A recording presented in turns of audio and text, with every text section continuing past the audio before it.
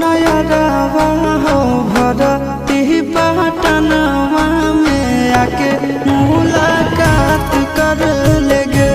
आगे सुनयरवा हो भरती पटनवा में आके मुलाकात कर लेगे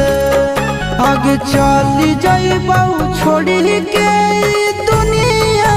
विदाई अपने हाथ कर लेगे आगे सुनयरवा हो भरती पटनवा में आके